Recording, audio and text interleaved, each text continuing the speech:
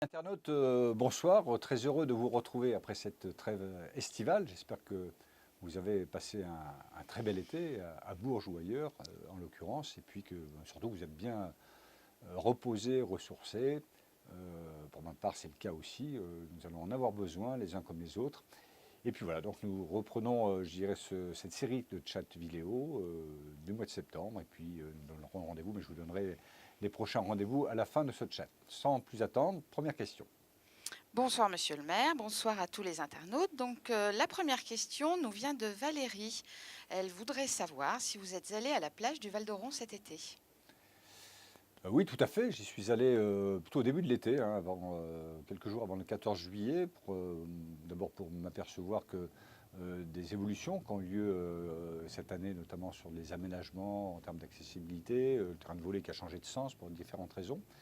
Et puis pour m'apercevoir que cette plage est très utilisée. C'était le cas de début de l'été. J'ai suivi aussi l'actualité tout au long de l'été, même s'il y a eu des périodes où il a fait très très chaud. Donc c'est vrai que les gens qui étaient présents étaient plutôt à l'ombre, sous la pinède, plutôt qu'en plein soleil. Mais en tout cas, cet aménagement a démontré encore cette année qu'il était très utile, notamment aux berruyers qui ne partent pas en vacances. Et je suis très heureux que nous ayons pu leur donner cette possibilité de trouver un petit coin de fraîcheur dans un cadre sympathique où les adultes et les enfants puissent y trouver du bonheur et un lieu aussi de partage et d'échange.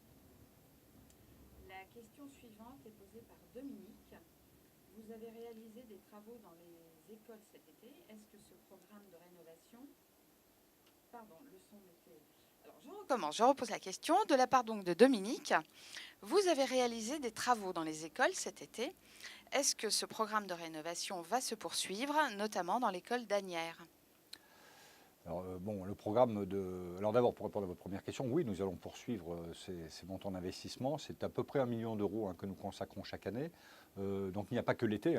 Je peux prendre un exemple du restaurant scolaire de Courchertier dont les travaux ont commencé au mois de janvier de cette année, qui se sont terminés, je dirais, juste avant la rentrée.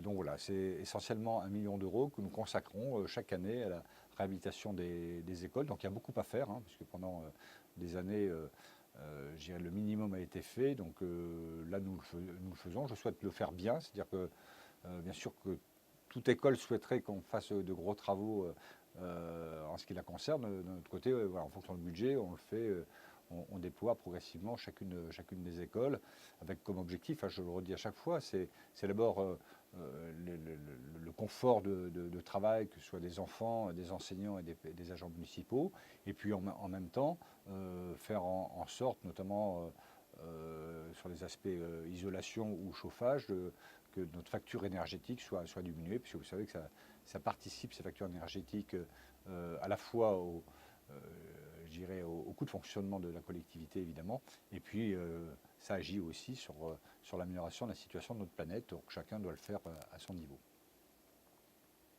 La question suivante est une question qui vient de la session précédente. Dean vous demande quand vont enfin commencer les travaux de l'immeuble Cujas et comment. Alors, je ne sais pas vous répondre quand. Pour que les choses soient assez claires, bon, je rappelle que l'immeuble Cujas ou Forestine, on l'appelle comme on veut, c'est un immeuble qui appartient au centre hospitalier. C'était un legs à l'époque qui avait été fait. Donc un incendie en 2015, de mémoire, au mois d'avril 2015. Donc comme chaque fois qu'il y a un sinistre, il y a débat entre les experts, les assurances, donc ça prend toujours pas mal de temps. Et puis la décision a été prise donc, par le conseil de surveillance du centre hospitalier, donc c'était au mois de mars, je crois, de mémoire, en tout cas c'était au printemps, de mettre en vente ce bâtiment, donc en l'état, mais avant de le mettre en vente, il faut avoir une évaluation donc, financière donc, de ce bâtiment en l'état. Donc cette évaluation, le centre hospitalier devrait l'avoir normalement au mois d'octobre, le mois prochain. Et à partir du moment où cet élément d'évaluation sera disponible, le centre hospitalier va pouvoir ouvrir, je dirais, on va dire en appel d'offres, pour l'achat, enfin la vente et l'achat, on espère rapidement, à des investisseurs de ce bâtiment. La question suivante est posée par Didine. Est-il possible d'avoir des dodanes au lotissement du Krebs? Oh, il est possible d'avoir des dodanes partout. Ça, techniquement, nous sommes tout à fait capables de le faire. Maintenant, on a un grand principe. En fait, c'est quoi le dodan? C'est un moyen de ralentir les vitesses pratiquées, hein, donc je crois que c'est pour ça que vous le demandez. En tout cas, ce n'est pas forcément la solution la plus adaptée. Et quand on est sur des voiries, des rues où il semblerait que les vitesses pratiquées soient élevées. Donc d'abord, on effectue des comptages pour savoir effectivement quelle est la moyenne des vitesses pratiquées. Et en fonction de ce résultat-là, si effectivement on note que la moyenne des vitesses élevées est supérieure et bien supérieure à ce qui est toléré, on réfléchit à une solution technique dans un premier temps pour ralentir les vitesses. Alors les dodanes en font partie, enfin ce qu'on appelle les coussins berlinois. Il y a d'autres solutions, il y a des chicanes, enfin il y a plein d'autres solutions. Il n'y a pas de bonnes solutions en tout cas, mais en tout cas elles existent. Et puis auparavant, avant même d'essayer de trouver une solution technique à des actes d'incivilité, parce que finalement c'est bien ça dont il s'agit, nous pouvons aussi, on le fait notamment dans des rues où les vitesses pratiquées ont été notées assez supérieures aux vitesses tolérées. On fait des contrôles de vitesse avec un cinémomètre, un radar, ce qu'on appelle plus communément radar, dont la police municipale a fait l'acquisition il y a quelques années, ce qui permet aussi d'autres moyens de sanctions dans le cas d'incivilité. Donc voilà, la démarche, elle est, on ne met pas des ralentisseurs à la demande, parce que ça présente d'autres inconvénients, notamment pour les deux roues, notamment pour les personnes qui circulent en voiture, qui ont des problèmes de dos. Voilà, il faut penser aussi à l'ensemble de la population. Donc voilà, pourquoi pas. En tout cas, il faut qu'on regarde ce cas particulier, mais voilà, le dodan n'est pas forcément la panacée à tout. Question suivante de Benjamin. Combien de temps vont durer les travaux de la rue Louis Mallet? Car je la prends tous les jours et cela devient compliqué. Oui, c'est toujours compliqué quand il y a des travaux dans les rues ou sur les espaces publics, hein. C'est le paradoxe qu'on a réglé à chaque fois, c'est-à-dire que les gens demandent à ce qu'on, nous administrés demandent à ce qu'on fasse des travaux dans les rues, qu'on les refasse, et puis dès lors qu'on fait des travaux, forcément ça génère une gêne. C'est le prix à payer pour avoir des rues en bon état. Alors, bon, pour être précis sur la rue Louis Mallet, donc les travaux ont commencé il y a une dizaine de jours, 15 jours à peu près, 15 jours. Donc les travaux vont se faire en deux phases. Il y a la partie entre le boulevard de l'Industrie le boulevard de l'Avenir plus exactement, jusqu'à la rue de Vauvert. Et la deuxième phase sera la rue de Vauvert jusqu'à la rocade finalement en quelque sorte. Donc pour cette première partie, les travaux devraient se terminer, à la fin de l'année pour ce qui est le plus gros des travaux. Après, il y aura des travaux de finition mais qui pénaliseront moins la circulation. Et la deuxième phase se fera dans la foulée dès le début de l'année prochaine pour se terminer, on va dire, à l'été, hein, grosso modo à l'été, même s'il restera aussi quelques petits travaux de finition à faire après l'été. Donc voilà, on aura refait une rue qui était importante, puisqu'en fait, c'était une demande qui date de très très longtemps. Je vous rappelle qu'on avait inscrite dans le programme de campagne, en l'occurrence, donc nous aurons réalisé ce qu'on avait dit sur la rue Louis-Mallet. On va améliorer la situation des cyclistes, des automobilistes et aussi des piétons. On a sécurisé aussi l'usage de ces différents modes de transport. Et puis, pour rebondir un peu sur la question de l'internaute précédent, nous allons réduire la largeur de la chaussée, parce que c'est une des solutions techniques pour réduire les vitesses pratiquées, notamment sur un axe qui est fortement fréquenté, notamment pour des gens qui viennent de la Rocade et qui veulent rentrer dans le centre de Bourges, ou des gens qui viennent de plus loin, de Sainte-Thorette, de Marmagne ou ailleurs. Voilà, donc les travaux, on va dire grosso modo, vont se terminer à la fin de l'année prochaine, mais tout ça va se faire par phase, et le gros des travaux finalement sont en cours actuellement. Alors, la question suivante est posée par Lisa, qui voudrait savoir quels sont vos futurs projets pour le développement économique de la ville.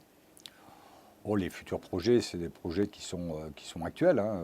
C'est toujours basé sur un axe, on l'avait déjà évoqué, mais la compétence développement économique est à l'agglomération et pas à la ville de Bourges. Et les axes que l'on développe aujourd'hui, c'est ces axes qui font nos atouts. Alors notamment tout ce qui est lié tout ce qui est lié à l'industrie de l'armement et de la défense, hein, que c'est une évidence, mais depuis Napoléon III, on fabrique des armes à Bourges et sur nos territoires. Donc ça, c'est un acte que nous sommes en train de mettre en avant. Nous avons des relations, notamment avec les petites et moyennes entreprises qui travaillent sur le territoire. Alors que ça peut être le Cher, ça peut être d'ailleurs l'Indre, hein, ça peut être le Berry tout entier, qui aujourd'hui fonctionne beaucoup à travers les donneurs d'ordre qui sont des locaux, hein, je pense notamment à MBDA et Nexter. Mais parfois, quand il y a des baisses, je dirais, de carnet de commandes, ces PME souffrent. Et donc, on est en train d'ouvrir effectivement à l'extérieur, hein, sur des pays. Je pense à l'Australie, je pense à l'Écosse, je pense au Québec, ouvrir le marché en fait de l'industrie de l'armement à des PME qui souhaiteraient compléter effectivement leur activité à travers des donneurs d'ordre qui ne sont pas sur le territoire, qui ne sont pas que sur le territoire, et notamment à l'étranger. Donc nous avons reçu plusieurs délégations australiennes, québécoises et écossaises récemment. Nous revoyons les Australiens donc, au début de l'année prochaine pour mettre en relation ces PME avec ces gros donneurs d'ordre. Donc voilà, donc ça c'est un des axes. Un autre axe concerne aussi le sport et notamment tout ce qui est réadaptation des blessés. Alors, je pense en particulier les blessés de guerre. Vous savez que c'est le CREPS, c'est un centre important de réadaptation. Et puis, on se dit que nous avons aussi notre rôle à jouer sur cet axe-là en termes de développement économique. Voilà. Et puis, un autre axe, j'en prends un troisième, c'est la musique. Hein, c'est évidemment quelque chose d'important pour le territoire et de Bourges en particulier. Notamment, on pense au printemps de Bourges. Et là-dessus, il faut qu'on s'appuie sur ce label qui fait la particularité de notre territoire pour développer de l'économie, notamment je pense aux start-up, par rapport à tout ce qui est lié à la culture et à la musique en particulier. Donc voilà tout ce que l'on mène actuellement. Alors je vais ouvrir aussi une parenthèse par rapport à cette question, c'est que vous le voyez peut-être, et vous le verrez encore davantage, c'est que tout le secteur d'échangeurs d'autoroutes va se compléter, va voir dans les mois qui viennent encore de construction, parce que nous sommes sollicités par des entreprises. Nous sommes en train de vendre un certain nombre de terrains. Ça marche très fort en ce moment, hein, depuis 6 mois. Ça veut dire peut-être qu'il y a une reprise économique et que notre territoire intéresse. Et donc là, j'irai sur le secteur notamment du Moutet, aussi la zone d'activité des Varennes. Je pense que dans quelques mois, on aura vendu quasiment toutes les parcelles. Alors, quand j'ai Moutet, c'est la première partie. On aura vendu quasiment toutes les parcelles. Donc ça montre que tous les efforts que l'on fait au niveau de l'agglomération portent leurs fruits. Il faut du temps parfois, il faut que la conjoncture soit favorable, mais c'est un bon signe, notamment pour notre territoire. Voilà. On revient à une question de vitesse avec Christine qui demande si des aménagements sont prévus avenue de Dun pour réduire la vitesse. Alors, sincèrement, objectivement, non. Je suis en train de traiter un point particulier. Il y a une heure de ça, j'étais avec les services sur un point particulier, avenue de Dun, à hauteur de la rue de Frieland, pour situer, si vous le connaissez. Effectivement, pour sécuriser notamment les traversées piétonnes à cet endroit-là. Et puis, on a une réflexion. Alors là, par contre, je n'ai pas parlé au service, et on avait évoqué ça au printemps. Donc plus haut, en sortant, en allant sur la porte de Moulins, pour mettre un feu tricolore intelligent. Alors c'est quoi un feu tricolore intelligent? C'est un feu qui est au rouge en permanence. Et il se déclenche, il passe au vert, dès lors que les véhicules qui arrivent respectent la limitation de vitesse. C'est-à-dire qu'en fait là, en l'occurrence, c'est limité à 50 km/h. Si le véhicule qui arrive est au-delà de 50 km/h, le feu reste au rouge. Et si effectivement le véhicule qui arrive est en dessous de 50 km/h, le feu passe au vert. Donc voilà, donc ça, je pense qu'avec une queue d'investissement, on va être susceptible de pouvoir le faire, j'espère, d'ici la fin de l'année. Et ça permettra de tester, une fois qu'on aura testé ce système, hein, qui existe à Saint-Doulchard, hein, pour tout vous dire, j'ai piqué la solution ailleurs, chez nos amis de l'agglomération. On pourrait être amené à l'utiliser ailleurs, et je pense en particulier à la route de Saint-Michel-de-Volangis. La question suivante est posée par Laurent. Quand les magnifiques fontaines face à la préfecture, place Marcel Plaisant, place des 4 Piliers et celle face à la gare, se remettront à couler? Dès lors qu'on aura résolu quelques problèmes techniques. Alors, vous savez qu'on a on a fait une rénovation il y a quelques années, je situais ça en 2009, je crois, 2009 ou 2010, de l'ensemble des fontaines, pardon, grâce à une fondation notamment, auquel chacun pouvait participer. Voilà, on est arrivé là. Sauf qu'effectivement, le temps passe. Quand je dis 2009, on est presque à 10 ans et que nous rencontrons des problèmes techniques sur un certain nombre de fontaines. Ce n'est pas le cas de toutes. Il y en a qui fonctionnent très bien. Notamment, ce qui est très compliqué, c'est celle qui se trouve face à la préfecture. Vous l'avez noté. Donc, il faut qu'on arrive à résoudre ce problème technique. Voilà, de manière pérenne aussi, parce qu'il ne s'agit pas de mettre une rustine et pour que ça dure 3 mois et qu'on ait d'autres problèmes derrière. Et puis derrière, vous savez, c'est de la consommation d'eau, et la consommation d'eau a un coût, et un coût pour la collectivité. Donc voilà, j'ai demandé au service de regarder des solutions de réparation pérennes sur notamment ces 2 fontaines. La question suivante est une question issue de la session précédente. Elle est posée par Jonathan, qui demande si une augmentation de la taxe foncière est prévue pour cette année. Non. Enfin, d'abord, pour cette année, ce serait trop tard. Donc ça serait pour l'année prochaine, puisque les taux sont votés au mois de mars. Il est très peu probable, sauf qu'il y a un gros accident ou un événement majeur, mais en tout cas, on est aujourd'hui, même si nous avons contractualisé avec l'État sur un objectif de dépenses de fonctionnement assez limité, au moins c'est sur 3 ans, d'ailleurs 2018, 2019 et 2020. Rien ne se justifie aujourd'hui pour qu'on touche les taxes, qu'elles soient les taxes locales en fait, en tout cas. Ça ne justifiera pas. Une autre question de la session précédente, posée cette fois par Tony. Je m'inquiète de plus en plus qu'il soit aussi difficile de trouver des médecins. Qu'en pensez-vous? Y a-t-il des initiatives mises en place? Oui, d'abord, l'initiative que j'ai prise et qui va être opérationnelle donc, dans quelques semaines, au 1er octobre, c'est que j'ai créé au sein de la collectivité ce que j'appelais mission santé, pour faire le parallèle avec mission emploi. En fait, concrètement, il s'agit de mettre des ressources, et notamment une personne qui va être là au 1er octobre, qui sera rattachée directement, ou tout au moins directeur de cabinet, qui aura un double rôle. Le premier rôle, c'est d'être l'interface privilégiée de la collectivité face à ces problématiques de santé. Et puis le deuxième rôle, c'est d'être sur des axes, travailler sur des axes très particuliers. Je vais prendre un exemple. Il existe des aides à l'installation de médecins. Mais c'est quelque chose d'une complexité extrême. Et donc, pour bien appréhender ces aides, par exemple, je vous assure, c'est un peu kafkaïen. Il fallait absolument que quelqu'un s'y penche et puis à temps plein sur ce type de sujet. Donc, c'est pour ça que j'ai pris cette décision. Alors, évidemment, les résultats ne vont pas être immédiats 3 mois après. Maintenant, je pense que la situation peut s'améliorer. J'ai reçu par exemple 2 syndicats d'internes au mois de juillet, le 14 juillet, et qui m'ont indiqué finalement que les médecins en fait, peuvent s'installer dans des départements ruraux comme les nôtres, ce n'est pas un problème en soi. Et en fait, ce n'est pas tellement le métier qui leur pose problème, même s'ils font un choix de faire moins d'heures que les médecins, en tout cas que moi j'ai connu quand j'étais beaucoup, beaucoup plus jeune, ce qui est concevable d'ailleurs. Mais c'est surtout, ce que recherche aussi un médecin, c'est la qualité de vie, c'est l'environnement, c'est l'accompagnement.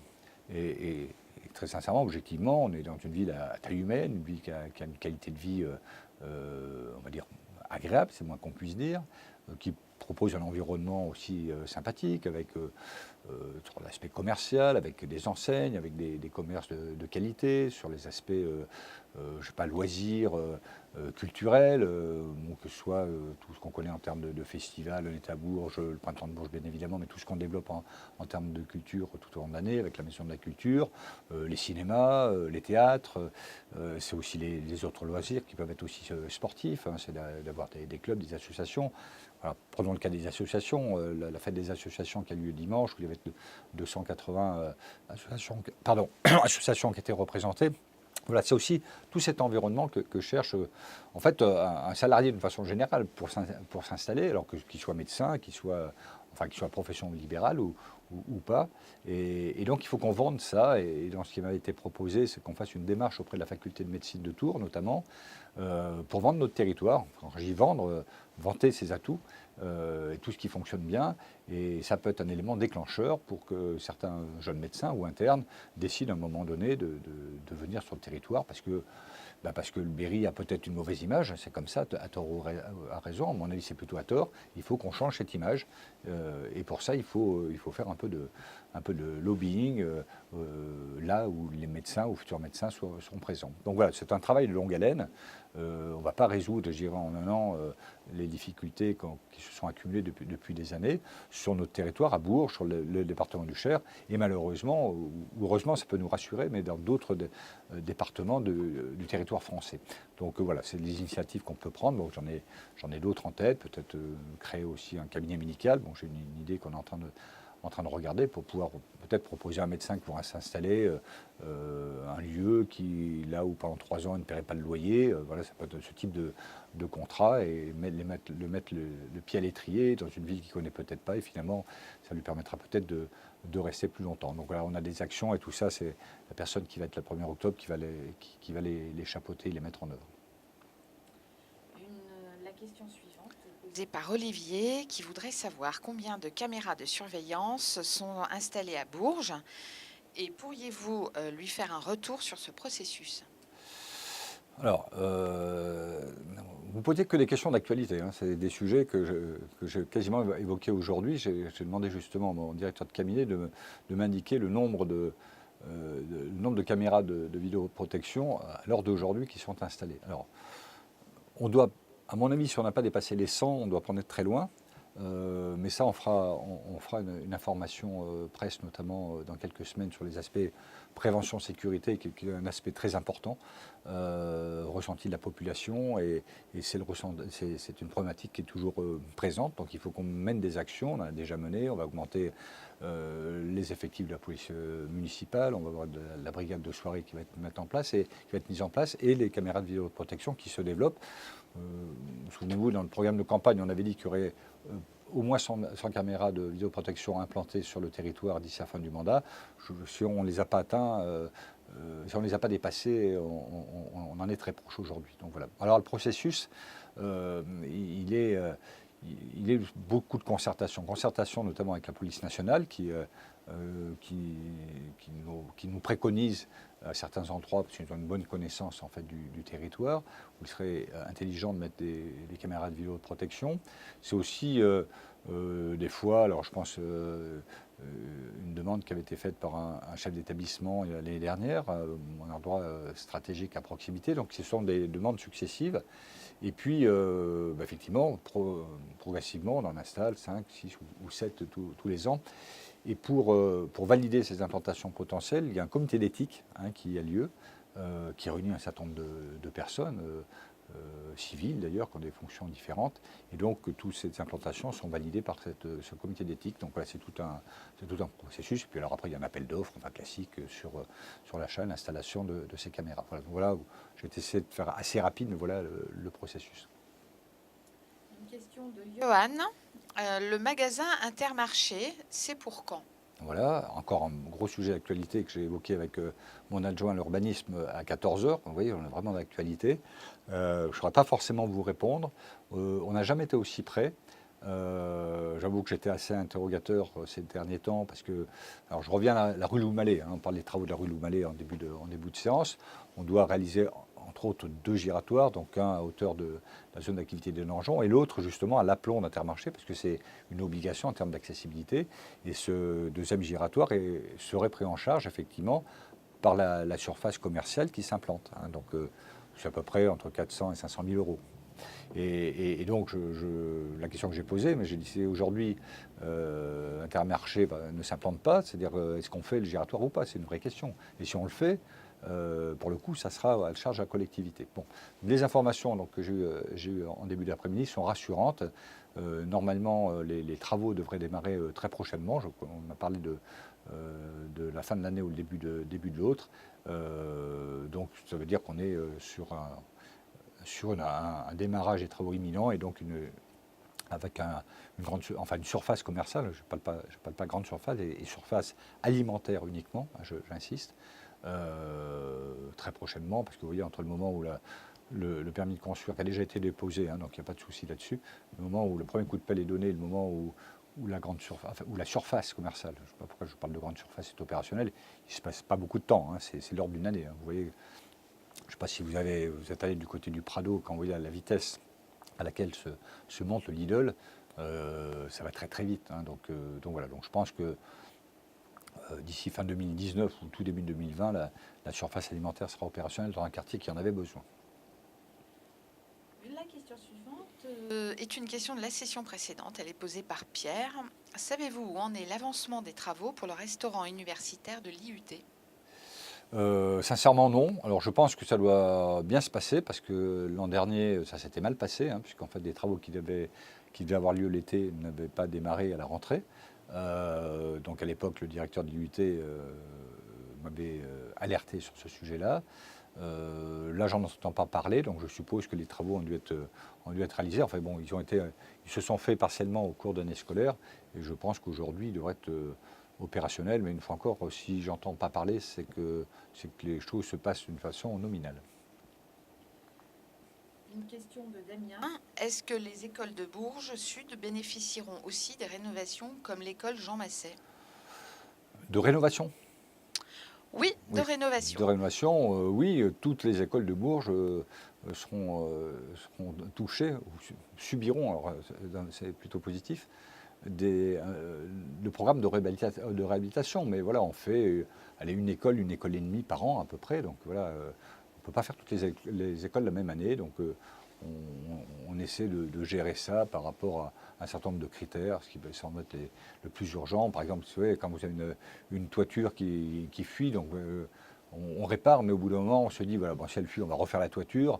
Bon, et puis tant qu'on y est, on finit l'école, quoi. Ou au moins une partie de l'école, ça peut se faire en 2 phases, mais en tout cas, on fait les choses bien d'un seul coup. Alors c'est ce qui explique qu'on ne fait pas beaucoup d'écoles à la fois, mais en tout cas, une fois que c'est fait, c'est fait. On ne reviendra pas dessus dans 2 ans. Donc voilà un peu la démarche. Aujourd'hui, les services sont en train de préparer le budget prévisionnel, budget 2019. Donc on a tout un nombre de sessions qui vont démarrer dès le mois d'octobre avec les élus pour gérer notamment le budget d'investissement et en particulier tout ce qui concerne les écoles. Alors une question de Frédéric. Y a-t-il un projet d'aménagement des abords de l'Oron pour mettre en valeur la ville autour du thème de l'eau ? Aménagement des abords du pont d'Oron, des espaces verts, développement de terrasses, de commerces, des lieux de détente. Alors, de l'Oron, non, à proprement parler, mais puisque vous parlez du palais d'Oron, on n'est quand même pas très loin du canal de Berry, donc ce qui me permet de rebondir. Bon, vous savez que ce projet canal de Berry, qui est un très beau projet porté par le syndicat du canal de Berry, dont les travaux ont commencé notamment plus près de chez nous sur l'agglomération à Marmagne, et devrait démarrer dans quelques jours sur le périmètre de Bourges. Donc ça va participer à l'embellissement. Bon, d'abord, ce projet est important pour l'attractivité du territoire et le développement du tourisme. Et les travaux qui concernent notamment Bourges vont participer à l'embellissement de ce secteur-là, même si la grande majorité donc, des espaces empruntés sont les axes rocade verte qui existent déjà, mais bon, notamment sur le quai à proximité du quai Messire-Jacques, il faut chercher le nom. Il va y avoir des aménagements un peu sympas qui vont être faits donc jusqu'à plein pied. Donc voilà, donc c'est tout. Enfin, c'est déjà beaucoup en tout cas. Évidemment, je suis assez d'accord avec vous que le pont d'Oron nécessiterait sans doute un coup de peinture. Déjà rien que ça, parce que je suis passé il n'y a pas très longtemps. Heureusement qu'il y a des fleurs des fois qui cachent. Et il y a un beau fleurissement, mais c'est vrai que je suis assez d'accord que ce secteur-là mériterait voilà, qu'on mette un peu plus en valeur. Mais je pense très sincèrement que ce secteur d'abord s'est amélioré. Hein. Il faut se souvenir aussi, avant qu'on fasse cette rocade verte et qu'il passe le long du quai Louis XI et puis du quai Messire-Jacques, voilà, le secteur n'avait pas forcément une belle allure. Là, les choses se sont améliorées, mais bon, il y a sans doute encore tout est perfectible et en l'occurrence, ces aménagements peuvent être encore améliorés. Une question d'Anthony. Pourquoi ne pas organiser des mascletas type fête espagnole pour dynamiser la ville ou des fêtes comme les fêtes de Loire mais version Bourges ? Écoutez, moi, on n'organise pas tout à la ville de Bourges. Hein. On organise déjà beaucoup d'événements.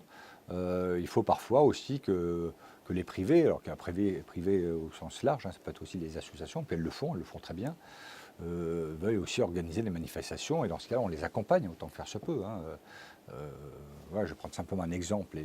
Les Jeudis de la place Gordon cet été, bon, je ne sais pas si vous avez l'occasion de voir ces beaux concerts, c'est de l'organisation privée, donc on met à disposition la logistique, du matériel, bien évidemment, la sonorisation, l'électricité, tout ce qu'il faut, mais ce sont des initiatives privées. Donc je pense que voilà, quand on regarde tout ce qu'on organise, donc les fêtes médiévales avec le conseil départemental, la descente infernale, le trail urbain, donc ça c'est des organisations qu'on accompagne tout au long de l'été déjà, essentiellement. Et puis j'en oublie, donc si j'en oublie, Benoît Chaussé qui est devant moi, il va finir par me dire faut aller voir monsieur le maire sortir à Bourges, voilà. Et voilà, et puis il y a d'autres choses. Donc il me tend un écriteau, pour tout vous dire, comment ça marche. J'ai oublié les Folies Berruyères, qui sont pour lesquelles Benoît Chaussé est très attaché aux Folies Berruyères. C'est au moment de la Toussaint, c'est ça, c'est fin octobre, début novembre. Fête de la bière aussi. Alors a priori, il y en aura deux. Il y en a une qui va avoir lieu cet automne et une qui devra avoir lieu au mois de mars, en tout cas. Et puis voilà, donc il me tend l'écriteau, c'est ça, www.sortirabourges.com. Donc il y a plein de manifestations, mais la collectivité ne peut pas tout porter. Mais par contre, la collectivité accompagne et peut accompagner des organisations que j'appellerais privées. Et ça, c'est bien pour la ville, parce que, en tout cas, il se passe plein de choses à Bourges, malgré que certains continuent à dire qu'il ne se passe pas grand-chose à Bourges. Je pense que si on est objectif et si on s'intéresse à ce qui s'y fait, alors après on peut trouver chaussures à son pied ou pas, ça ne se discute pas, mais en tout cas il y a plein de choses qui se font à Bourges tout au long de l'année. Alors la question suivante est posée par Patrick. Qui voudrait savoir si l'autoroute Bourges-3 est toujours en projet. Je crois que toujours en réflexion, j'ai cru voir dans la presse là, que je crois que c'est la présidente du conseil départemental, je ne sais plus quel département d'ailleurs, qui remet le sujet sur la table. Bon, voilà. Très sincèrement, aujourd'hui, si j'avais une priorité à donner, si j'avais une priorité à donner, je préférerais qu'on sécurise et peut-être en passant à 2 fois 2 voies une liaison entre Bourges et Châteauroux, plutôt qu'on développe une autoroute entre Bourges et Troyes. Voilà, tout ça pour le lien des deux territoires du département du Berry, pour pouvoir peut-être aussi apporter, je dirais, un élément qui permettrait de développer l'aéroport de Châteauroux. Enfin, tout ça, je pense que ça aurait plus de sens, à mon avis, et à mon sens, serait moins onéreux, et permettrait aussi de sécuriser la route qui, à certains endroits, est assez dangereuse. Alors, une nouvelle question de la session précédente, elle est posée par Camille. Des travaux ont été réalisés route de Bourges au niveau de l'église Saint-Henri, où des scédés le passage ont été mis au niveau des intersections. Il y a un manque de visibilité au niveau des croisements, ce qui rend le passage dangereux. Y a-t-il par exemple la possibilité de rajouter des miroirs? Alors, si j'ai bien compris, c'est la route de la Chapelle, non, c'est ça? C'est la route de Bourges, je ne vois pas la route de Bourges, j'ai du mal à situer vers Saint-Henri. Donc je pense que c'est la route de la Chapelle, probablement. Bon, c'est ça. Alors vous reposez la question si je ne réponds pas à ça. Alors effectivement, il y a des aménagements qui ont été faits, et notamment un cédé le passage qui se trouve, on va dire à une centaine de mètres ou 200 mètres à partir des feux de Saint-Henri. Alors, je pense que les choses fonctionnent relativement bien. Alors, il y a toujours des détracteurs, mais en tout cas, ça fonctionne relativement bien. On ne mettra pas de miroir, tout simplement parce que on a des préconisations d'un organisme alors, que j'appelle toujours le CERTU. Je sais qu'il a changé de nom, je n'ai pas ça en tête, qui est un organisme justement qui conseille aux collectivités en particulier les aménagements et aujourd'hui les miroirs. Enfin, depuis déjà quelques années, il est conseillé de ne plus en mettre. Pour une raison assez simple, on s'est aperçu qu'en fait ils étaient accidentogènes. Pourquoi? Parce qu'en fait ils déforment les distances, alors dans un sens ou dans l'autre, d'accord. D'ailleurs, on pouvait penser que le véhicule que vous voyez il est loin alors que finalement il est relativement près ou vice-versa. Deuxièmement, il y a un problème d'entretien. Parce qu'ils se salissent, ça signifie qu'il faut les nettoyer régulièrement et fréquemment. Et puis l'autre problématique l'hiver, vous savez, quand il fait un froid sec, vous avez du givre dessus. Donc là, on n'a pas de solution technique. Alors, si c'est de les faire chauffer, mais enfin, après, on rentre dans des situations un peu compliquées. Donc voilà, en tout cas, pour répondre à votre question, on n'implante plus de miroirs sur Bourges. On essaie parfois d'en enlever. Bon, je sais que chacun est très attaché à son miroir, donc sans aller jusqu'à la guerre, on maintient pour ceux qui le souhaitent. Mais en tout cas, on n'en plante plus de miroir depuis très longtemps. La question suivante est Posée par Anthony. À quand l'ouverture d'une grande ligne concernant l'aéroport de Bourges? Alors, faut jamais dire jamais. Mais là, j'aurais tendance à dire, je crois qu'il faut être pragmatique et réaliste. D'une grande ligne aéronautique à Bourges, c'est juste impensable. Je rejoins ce que je disais tout à l'heure. Je crois beaucoup plus à ce que l'État investisse dans une liaison sécurisée et plus rapide entre Bourges et Châteauroux, et ainsi développer l'aéroport de Châteauroux qui, lui, a aujourd'hui une piste qui est l'une des plus longues d'Europe, faut le savoir, et qui pourrait justement répondre aux besoins des verrouillés, qu'ils soient d'ailleurs à titre privé ou à titre professionnel, plutôt que de dépenser de l'argent. D'ailleurs, je pense qu'on ne le fera jamais, très honnêtement, sur l'aéroport de Bourges, qui doit être un aéroport d'affaires, essentiellement, et il convient tel qu'il est aujourd'hui. Il faut faire la promotion davantage qu'il n'est aujourd'hui. Il y a des travaux qui sont en cours d'aménagement, de rallonger aussi un peu la piste. Mais en tout cas, voilà, je ne trouve pas penser de ligne régulière à partir de Bourges. Je crois que c'est pas sérieux, c'est pas raisonnable. Une question de Cécile. Que prévoyez-vous pour améliorer la mobilité et l'accessibilité des personnes en situation de handicap? Alors, plein de choses. Donc, je ne vais pas vous dresser une liste à l'après-vert. Je vais vous dire simplement que, d'abord, on est contraint, et je trouve ça plutôt bien depuis des années, par l'État, notamment sur des programmes de voirie. Je me souviens à l'époque où j'étais adjoint aux travaux, on avait initié, alors je ne sais plus comment s'appelle le nom, mais un programme sur 10 ans. Tout ça avait été fait d'ailleurs en concertation avec les associations des personnes qui prennent en charge justement les personnes en situation de handicap. Et on avait fait un parcours en ville d'ailleurs. Et ces représentants-là, justement, pointaient du doigt les choses qu'il fallait améliorer. Vous savez, des fois, c'est très simple. Il suffit de déplacer une poubelle, un poteau, de manière à ce que les personnes, par exemple, dans un fauteuil, puissent accéder. On a aussi, donc on a un programme avec plein d'actions, plusieurs centaines d'actions sur 10 ans. Et donc, on met une ligne budgétaire chaque année sur ce sujet-là. Donc voilà pour ce qui concerne les espaces publics. Et ce rapport donc, est présenté chaque année donc, en conseil municipal. On indique aussi ce qui était prévu, ce qui a été fait, ce qui était prévu, ce qu'on n'a pas fait, ce qu'on a fait et qui n'était pas prévu. Et ce rapport est donné au service de l'État qui vérifie qu'effectivement le plan se déroule bien.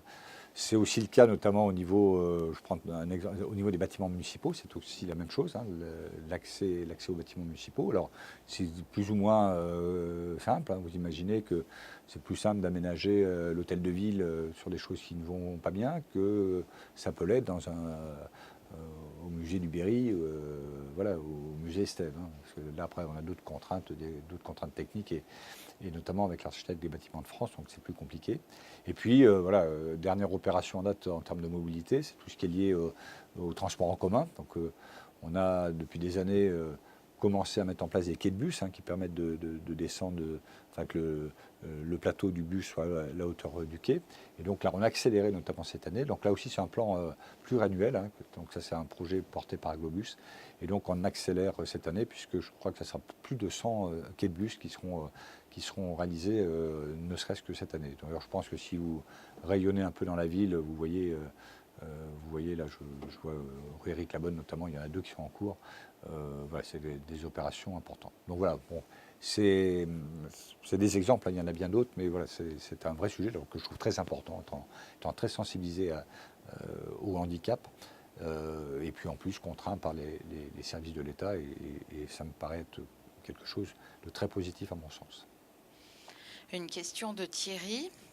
Détruire les locaux commerciaux que Bourges Plus vient d'acquérir, est-ce rentable et économique pour notre ville? Peut-on se le permettre? Détruire, vous dites, Détruire les locaux commerciaux que Bourges Plus vient d'acquérir. Les locaux commerciaux que Bourges Plus vient d'acquérir. Axéréal, mais ce n'est pas des locaux commerciaux. Si on vous parle d'Axéréal, l'avenue de Latte de Tassigny, ce ne sont pas des locaux commerciaux. Je pense que c'est ça votre question, c'est ce que Sabine me transmet. Oui, en fait, on a fait cette étude, vous savez, donc c'est l'hôtel communautaire qui va s'implanter sur l'ancien site accéléré à l'avenue de Lattre de Tassigny. On a fait l'acquisition du site il y a un an, je crois que c'était au mois de juillet l'année dernière.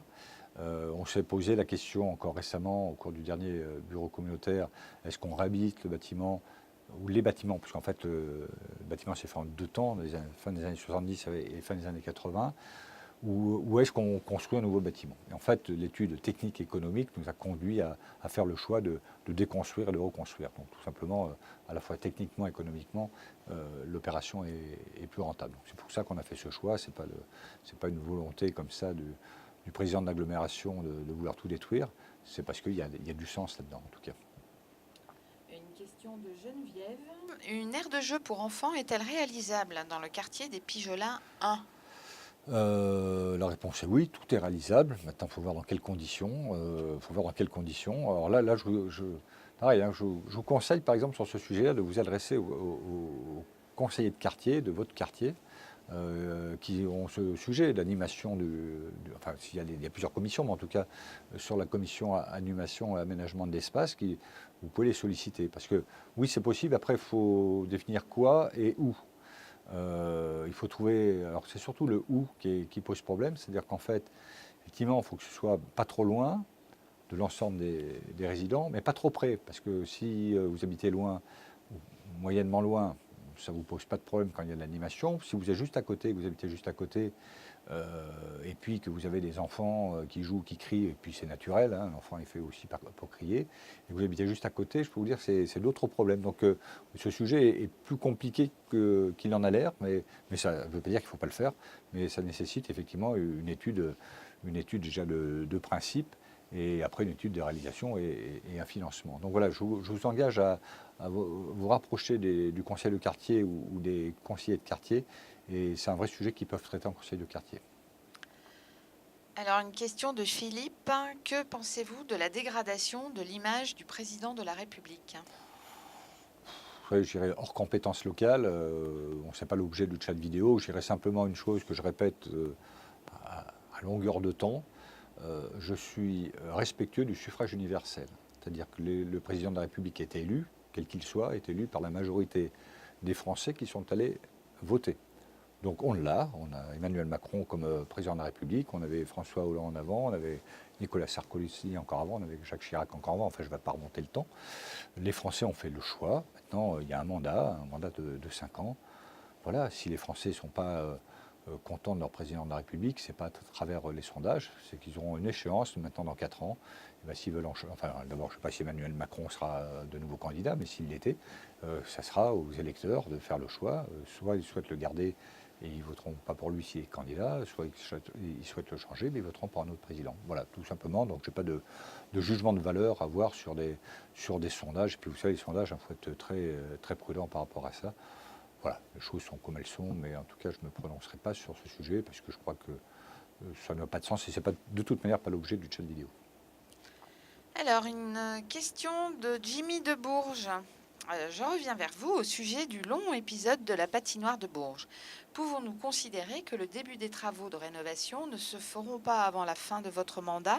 Serait-il possible que la ville de Bourges apporte les moyens financiers pour accélérer le processus? C'est pas, que ce soit clair, la problématique de la patinoire, ce n'est pas une question financière. Il faut bien que les gens aussi comprennent tout ça. On met tout sur les finances. Alors, ok, c'est vrai que les finances, c'est vrai que j'attache une importance particulière, mais là, c'est hors sujet. On a eu un incendie. Il y a, comme tout à l'heure, sur la question du bâtiment des Forestines, c'est la même chose. Il y a eu des experts qui sont intervenus pour connaître les causes et les responsabilités. C'est toujours ça. Après, il y a une bataille d'assurance. Et là, au stade où on en est aujourd'hui, c'est qu'on est en train de constituer le dossier, ce qu'on appelle le DCE, de consultation des entreprises, de manière à réparer, en fait, la patinoire. En plus, avant, il a fallu définir ce qu'il fallait réparer. Bon, parce que quand on dit il y a un incendie, on répare, on ne change pas que le papier peint et les boutons de porte. On a regardé avec des spécialistes si on avait touché la structure. Effectivement, la structure était touchée. Donc ça veut dire qu'il y a un vrai travail d'investigation avant de lancer des travaux.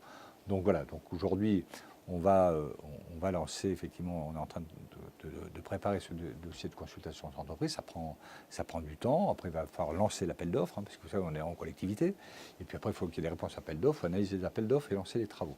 Donc voilà, c'est pour ça que quand j'ai vu l'article dans le Berry Républicain, je crois que c'était la semaine dernière, en disant on ne sait pas quand est-ce que la patinoire va rouvrir, oui, on ne le sait pas réellement, je suis incapable de vous dire si ça va être au mois de novembre 2019 ou au mois de février 2020. Bon, et ça, on le saura dès lors que ce sujet sera, enfin, le dossier sera en cours d'instruction.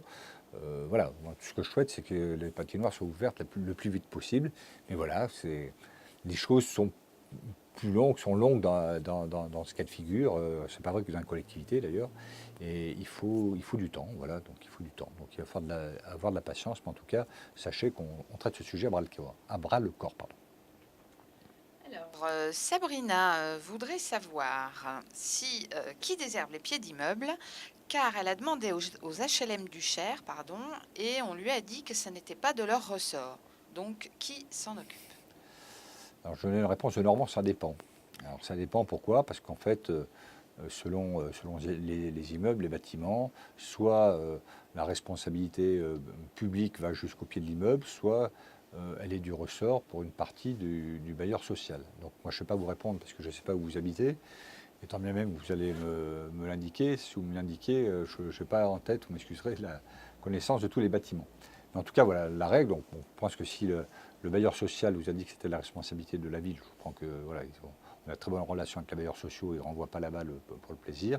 Maintenant, moi, ce que je vous engage à faire, c'est de voilà, me le signaler, soit par un courriel, soit par un courrier, soit en appelant mon secrétariat, de manière à ce qu'on localise effectivement le bâtiment où vous habitez, qu'on regarde où est la responsabilité, en tout cas, qu'on puisse désherber votre pied d'immeuble.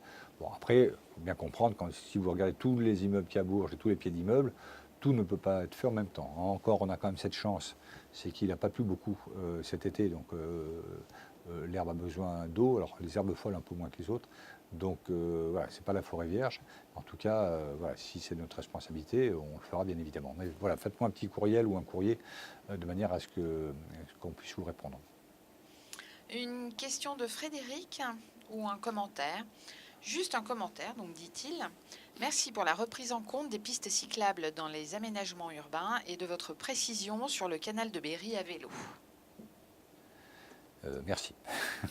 On a du travail à faire. Hein. Voilà, j'ouvre la parenthèse, puisque comme vous ne posez pas de questions, moi je vais répondre à une question que je vais me poser. C'est sur la qualité de la rocade verte et la dégradation de la rocade verte à certains endroits. Donc on me l'a signalé, donc on m'a envoyé une vidéo sur Messenger. C'est pas ce qu'on fait de mieux, parce que moi je ne peux pas traiter le sujet par Messenger. Enfin en tout cas, voilà, je m'y intéresse.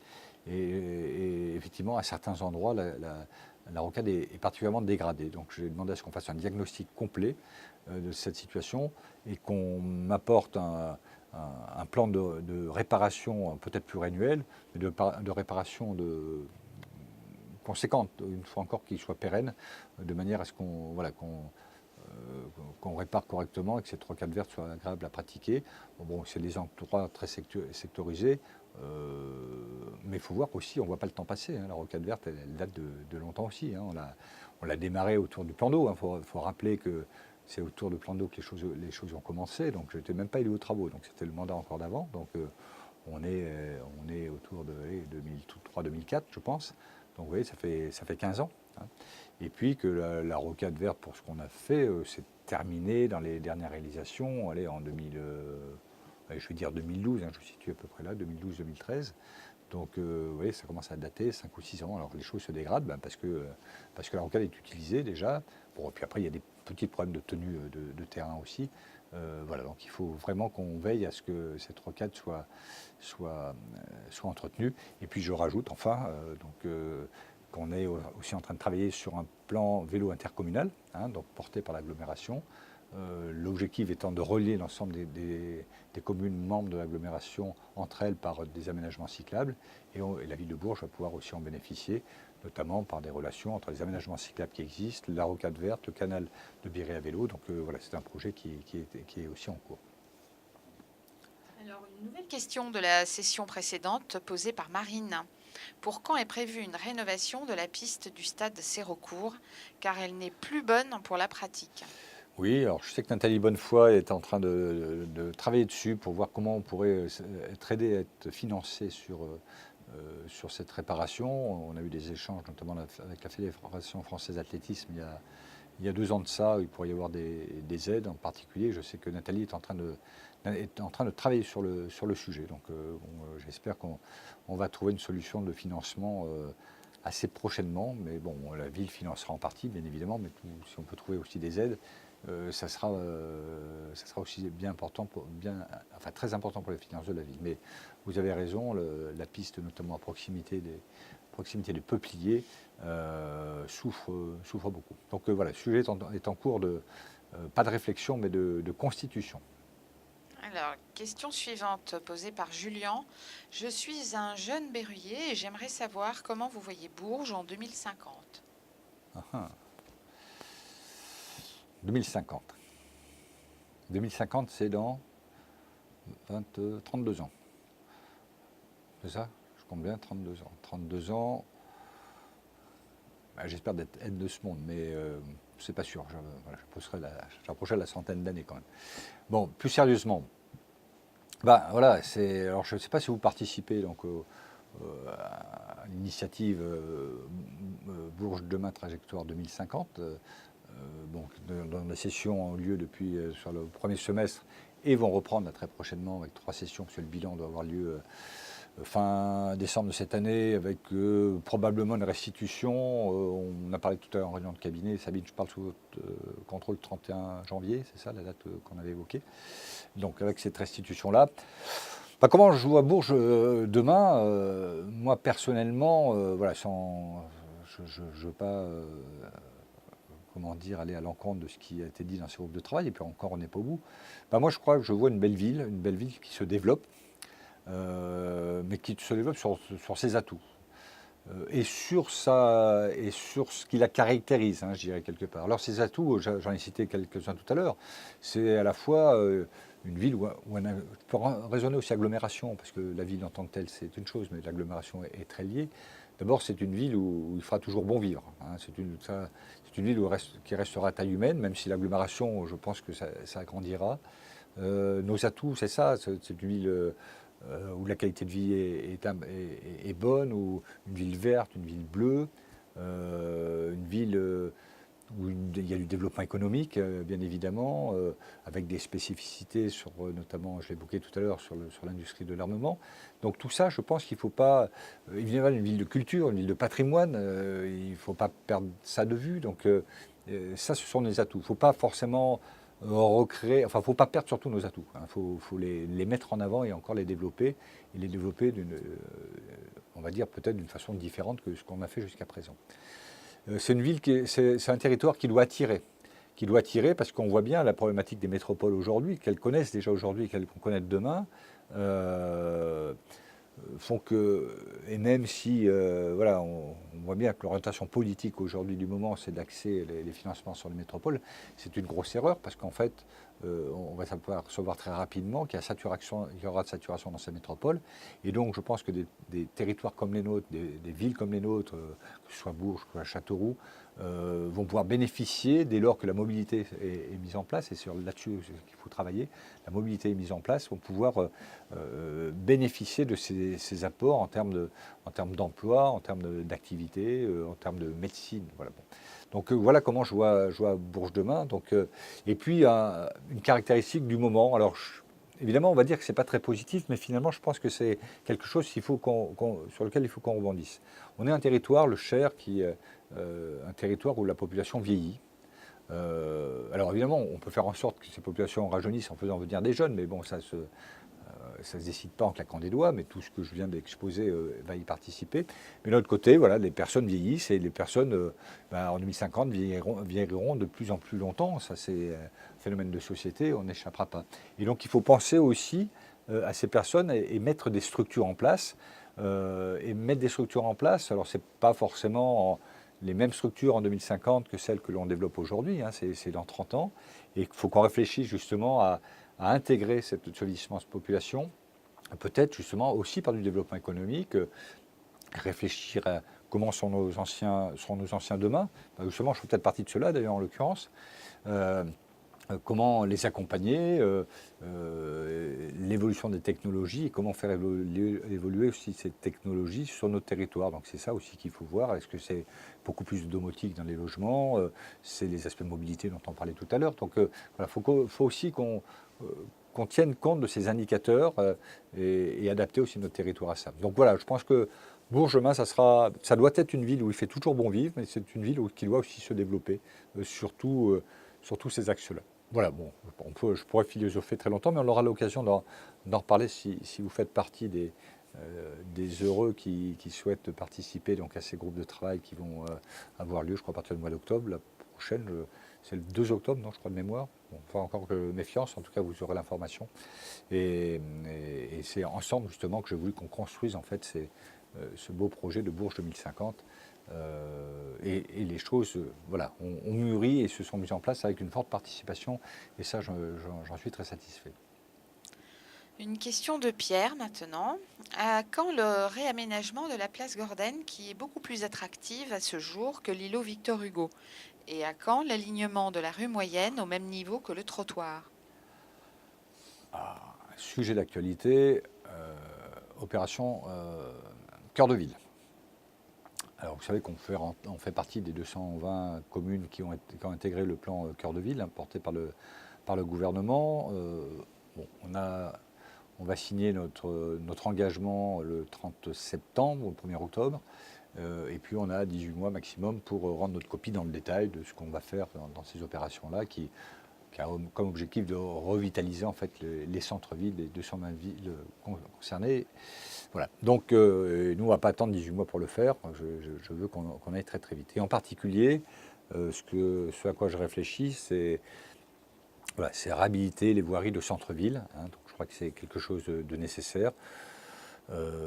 Et donc, et entre autres, la place Gordenne fait partie de ce plan. Je pense qu'il faut qu'on revoie la place Gordenne comme ce qu'on est en train de faire pour l'îlot Victor Hugo. Ça doit être une autre place. En plus, voilà, elle vit cette place Gordenne. Bon, on a limité la circulation automobile depuis quelques années. Et on voit bien, je parlais tout à l'heure des jeudis de la place Gordenne l'été. Voilà, c'est une place où il fait bon vivre, où les gens se réunissent, bon, avec des terrasses. Enfin, c'est une place assez sympa. Mais je pense que j'ai été la semaine dernière. Je pense qu'il faut revoir la configuration, rendre cette place beaucoup plus plane.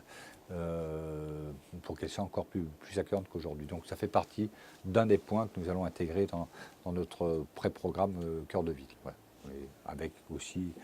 Alors, je n'ai pas répondu à la rue Moyenne. La rue Moyenne, mais ça fait partie aussi de ce sujet-là, hein, puisque parmi l'estimation, enfin les recherches que j'ai, enfin les études que j'ai demandées, les pré-études, des réflexions, il y a aussi la rue Moyenne. La question se pose sur la rue Moyenne de savoir faut-il la mettre piétonne ou pas piétonne. Vous savez, ça fait des dizaines d'années que le sujet ressort sur la table. Bon, moi, je vais être très pragmatique. Je vais faire des comptages qu'on appelle origine-destination sur toutes les rues avoisinantes de la rue Moyenne. La rue Moyenne, la rue Jacques-Cœur, la rue Branly, la rue du Commerce, la rue des Arènes, la place Mirepied, en fait, la place Planchat et la place Mirepied, tout ce secteur-là. Et pour connaître quel est le flux pourquoi aujourd'hui on a entre 6 000 et 8 000 véhicules jour rue Moyenne? D'où viennent les voitures? Où est-ce qu'elles vont? Est-ce qu'elles viennent, comme je le répète depuis des années, mais peut-être à tort, 80% des véhicules qui empruntent la rue Moyenne viennent du parking Cujas? J'en sais rien, je le répète, mais je n'ai pas les données. Ces comptages vont nous permettre de savoir très précisément. Et c'est important. Parce qu'imaginons qu'effectivement, que 80% des véhicules qui empruntent la rue Moyenne viennent du parking Cujas. Tant qu'on maintiendra le parking Cujas, et si on rendait la rue Moyenne piétonne, par où on ferait évacuer les voitures? Par la rue Jacques-Cœur, par la rue du Commerce qu'on va mettre dans l'autre sens, par la rue Branly, traverser la rue Cours-Salon, par la rue Porte-Jaune qu'on va mettre dans l'autre sens. Vous voyez, c'est juste impensable. Hein. 80% de 1000 véhicules, hein, ça en fait quand même un paquet. Donc c'est pas pensable. C'est pour ça que c'est pas aussi simple que ça.